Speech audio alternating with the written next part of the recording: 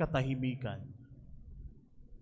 Ito na lamang ang maisasagot natin sa mga kaganapan na ating nasaksihan sa araw na ito. Katahimikan. Pumasok kami kanina ang mga pari at diakono na hindi umaawit at tumutugtog ang koro. Nagpatira pa dito sa harapan. Walang paghalik sa altar. Walang dekorasyon ng altar. Katahimikan. Ito na lamang ang ating maitutugon sa mga kaganapang nangyari sa araw na ito. Katahimikan. Bakit kinakailangan nating manahimik sa araw na ito? Sapagkat sa bawat pananahimik, tayo ay natututong makinig. Sapagkat sa bawat pananahimik, tayo ay nakakaunawa. Sapagkat sa bawat pananahimik, tayo ay nakakakita. Marunong ba tayong manahimik? Sa mundo na kung saan napakaraming ingay, sa mundo na kung saan napakaraming mga distractions, marunong pa rin ba tayong manahimik? Sa araw na ito, ibinibigay sa atin ang krus ng ating Panginoon. At doon sa krus, katahimikan din ang maaari nating maitugon. Sa krus, kung pagmamasdan natin ang krus, nandoon ang lahat ng takot ng isang tao. Takot magsakripisyo, takot masaktan, takot masugatan, takot maghirap, takot mamatay. Halos lahat ata ng kinatatakutan ng isang tao ay makikita natin doon sa krus. Subalit ano bang meron doon sa krus? At ito ang naging simbolo ng ating pananampalataya.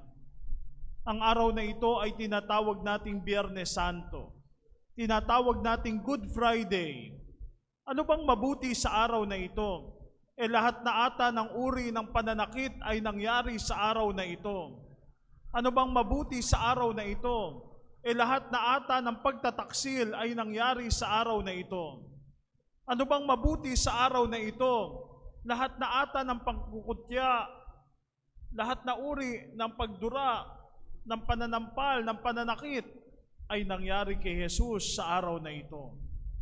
Mga kapatid, anong mabuti sa araw na ito? Bakit natin ito tinatawag na Good Friday? Ang mabuti sa araw na ito ay si Jesus na nag-aalay ng kanyang buhay para sa iyo, at para sa akin. Mga kapatid, katahimikan, ito ang ating maibibigay at maitutugon sa ating Panginoon sa araw na ito. Na kung titingnan natin ang krus ng ating Panginoon, napakaraming mga pagtatanong na maaari nating maibigay. At kanina rin sa binasang ebanghelyo, napakaraming mga tanong tayong narinig. Sinong hinahanap ninyo? Ako ba'y Hudyo? Ano ba ang katotohanan? Hindi ba alagad ka ng Panginoon? Hindi ba't alagad ka ni Jesus?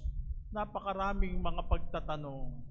At marahil mga kapatid, yung mga taong nandoon sa ilalim ng krus ng ating Panginoon ay marami ding tanong sa kanilang mga sarili. Mga tanong na, di ba siya ang inaasahan natin na magdidikta sa atin? Di ba siya ang inaasahan natin na Mesiyas na magpapalaya sa atin?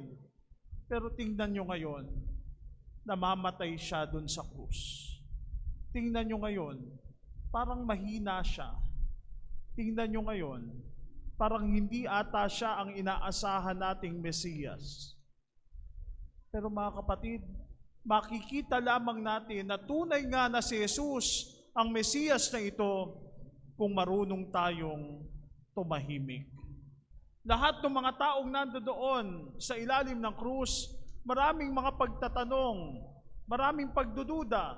Ang tingin nila kay Jesus, mababang mababa. Subalit lahat naman sila ay nakatingala. Lahat naman sila ay nakatingin sa krus ni Jesus. Mga kapatid, nasaan kaya yung mga taong pinagaling ni Jesus? Nasaan kaya yung 5,000 katao na pinakain ni Jesus? Nasaan kaya yung kanyang mga alagad na kanyang minahal? Nasaan kaya yung nanay ng kanyang 2 alagad na nagsabi, Panginoon, pagdating mo sa iyong kaharian, paupuin mo sa kanan at sa kaliwa ang aking mga anak. Nasaan ang mga taong nagsabi sa kanya, Panginoon, susunod ako sa iyo hanggang sa huli, hanggang sa wakas. Subalit doon sa krus, tila baga nag-iisa si Jesus.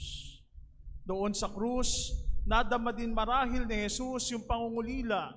Nadama din ni Jesus yung hirap at sakit nang iwan siya ng mga minamahal niya mga alagad. Anong sakit siguro kay Jesus nang makita niya na tumatakbo papalayo ang kanyang mga alagad? Ito yung mga alagad na natuto sa kanya. Ito yung mga alagad na nagsabi sa kanya, Panginoon, ipagtatanggol kita, hindi ka namin iiwan. Subalit alam natin na isa doon sa kanyang mga alagad ang nagkanulo sa kanya. Alam natin na isa sa kanyang mga alagad ang nagtatwa sa kanya. Narinig natin na kahit na si Pedro na tinatanong, hindi ba ikaw yung alagad ni Jesus? Ano ang sabi ni Pedro? Hindi ako yun. Hindi ba ikaw yung laging kasama ni Jesus? Hindi ako yun. Hindi ba ikaw yung laging nangangaral din patungkol kay Jesus? Hindi ako yun. Sabay tilaok ng manok. Mabuti pa si Pedro, no, mga kapatid? May manok, may tandang, na sa tuwing nagkakasala ay titilaok at magpapaalaala sa kanya, Pedro, nagkasala ka na naman. Sana meron din tayong ganun, ano? Meron din tayong manok na titilaok kapag tayo ay nagkakasala, kapag tayo ay nawawalay sa ating Panginoon. Pero mga kapatid, doon sa krus, doon nakita din natin ang isang taong nagmamahal sa atin, na sa kabila ng pagsasakripisyo, sa kabila ng lahat ng ito, sa lahat ng paghihirap, subalit si Jesus, alam niya na may naganap. At ano ang naganap doon sa krus? Naganap na ang pagliligtas ng Diyos sa atin. Mga kapatid, katahimikan, ito na lamang ang ating maibibigay at maitutugon sa araw na ito. Katahimikan. Ikaw, alagad ka ba ni Kristo Jesus? Kung alagad tayo ni Kristo Jesus, dapat handa rin natin siyang sundan hanggang doon sa krus, hanggang doon sa Kalbaryo, hanggang doon sa krus. Mga kapatid, kung minsan sinasabi natin, Panginoon, handa akong sumunod sa iyo, handa akong magpakain doon sa mga nagugutom, pero para maghirap, kaya mo na yan, Panginoon. Panginoon, handa akong sumunod sa iyo, handa akong dumalaw doon sa mga bilanggo, pero para magpasa ng krus, kaya mo na yan, Panginoon. Panginoon, handa kitang samahan sa pangangaral, sa mga kabataan, sa mga tao. Pero para ipako dyan sa krus, kaya mo na yan, Panginoon. Panginoon, sasamahan kitang mabuhay, pero para mamatay dyan sa krus, kaya mo na yan, Panginoon. Mga kapatid, ang lahat ng ito ay kinaya ni Jesus para sa iyo, at para sa akin. Katahimikan. Ito na lamang ang maitutugon natin sa araw na ito. At nawa sa pananahimik natin sa araw na ito, marinig natin ang pag-ibig sa atin ng Panginoon. Nawa sa katahimikan natin sa araw na ito, makita natin kung gaano tayo kamahal ng ating Panginoon. Nawa sa katahimikan natin, madama natin at maunawaan natin na si Jesus ang ating tagapagligtas. Mamaya po, pagpila natin para humalik sa krus ni Jesus, sana masabi din natin kay Jesus, Panginoon, salamat po. Salamat.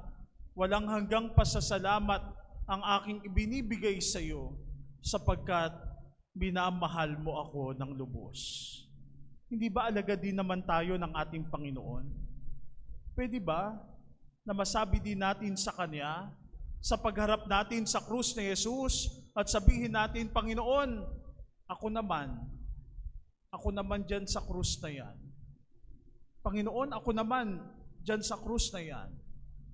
Maaari ba nating sabihin yun sa Kanya? Minsan takot na takot tayo sa hirap, sa sakripisyo, sa sakit. Subalit batid natin na ang lahat ng yan ay napagtagumpayan ni Kristo Jesus.